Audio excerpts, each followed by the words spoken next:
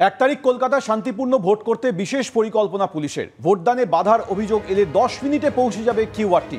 31 মে সকাল 6:30 থেকে রাজপথে চলবে পেট্রোলিং।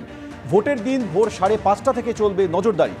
ইভিএম স্ট্রং রুমে না পৌঁছানো পর্যন্ত পথে থাকবে পেট্রোলিং বাহিনী। কেন্দ্রীয় বাহিনীর কমান্ডান্টদের সঙ্গে কলকাতা পুলিশের আধিকারিকদের বৈঠকে এই সিদ্ধান্ত হয়েছে।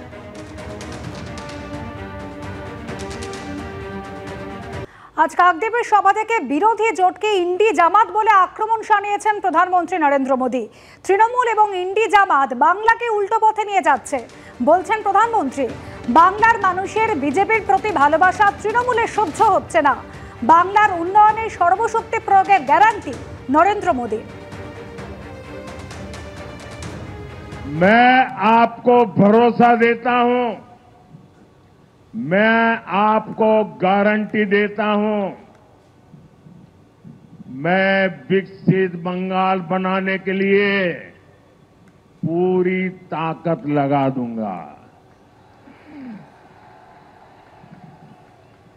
साथियों, टीएमसी और इंडी जमात वाले बंगाल को विपरीत दिशा में लेकर जा रहे हैं।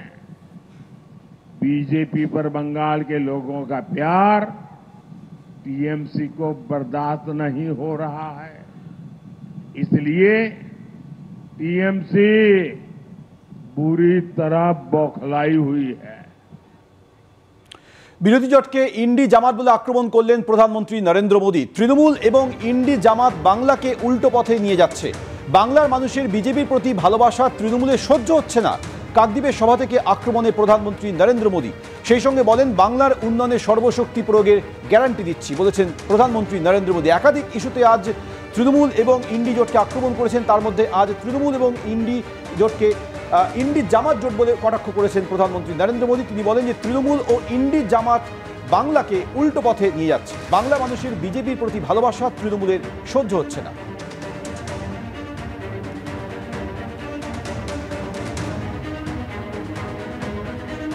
এই মুহূর্তে আমাদের সঙ্গে রয়েছেন সুজন চক্রবর্তী। সুজনবাবু, আজ কাকদ্বীপের সভা থেকে প্রধানমন্ত্রী আক্রমণ করেছেন বিরোধী জোটকে, বলছেন ইন্ডি জামাত জোট, তৃণমূল এবং ইন্ডি জামাত বাংলাকে উল্টো পথে নিয়ে যাচ্ছে, আক্রমণ করেছেন তিনি। প্রধানমন্ত্রী একেবারে অসভ্যের মতন কথা বলছেন এবং বিপজ্জনক মনোভাব নিয়ে চলছেন। ওকে উচিত নির্বাচন কমিশন বলে যদি কোনো বস্তু থাকে এখন স্ট্রিকচার দেওয়া উচিত। উনি আজ কাকদ্বীপের মিটিংয়ে বলেছেন ইন্ডি জামাত দেশের সর্বনাশ করছে। কিসের লক্ষণ? ভারতবর্ষের গণতান্ত্রিক ধর্মনিরপেক্ষ সাংবিধানিক ব্যবস্থাপনাকে উনি বিশ্বাস করেন না এবং মানেন না। ওরাতে সংবিধানটা আমাদের বিপন্ন নিয়ে কোনো সন্দেহ নেই। আমি কোনো ব্যাখ্যা দিচ্ছি না এখানে বিজেপি কোথায় কার সঙ্গে কি করছে, আমি আপনার কোনো ব্যাখ্যা দিচ্ছি না, সবাই সব বুঝতে পারছেন।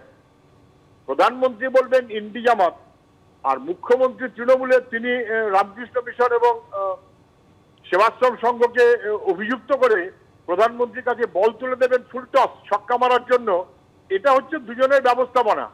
উনি একরকম বলবেন, ইনি আর এক রকম বলবেন, দুয়ে মিলিয়ে মোদ্দা কথা একটা বিভাজন অথবা মেরুকরণ করা যায় কিনা। কিন্তু এবারে বাংলার মানুষ বুঝে গেছে, তারা এই মেরুকরণের রাজনীতি ধরে নিয়েছে, বুঝে ফেলেছে। বিজেপিকেও বিশ্বাস করছে না, তৃণমূলকেও বিশ্বাস করছে না। তৃণমূলের হাল যেমন খারাপ হবে, বিজেপির হাল পশ্চিমবাংলায় খারাপ হবে। আর নরেন্দ্র মোদী 4 তারিখ প্রাক্তন প্রধানমন্ত্রী হয়ে যাবেন।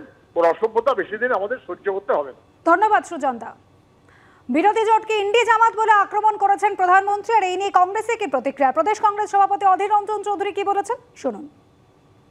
মোদির একটাই লক্ষ্য, নির্বাচনের শেষ লগ্নে এসে যেটুকু এখন নির্বাচন বাকি আছে সেখানে একটা সাম্প্রদায়িক বিভাজন, সাম্প্রদায়িক মেরুকরণ এখনো তার লক্ষ্য।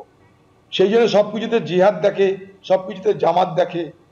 এটা পরিকল্পিতভাবে এইসব কথাগুলো বলা হয়, কারণ ভোটটাকে বিভাজিত করতে হবে।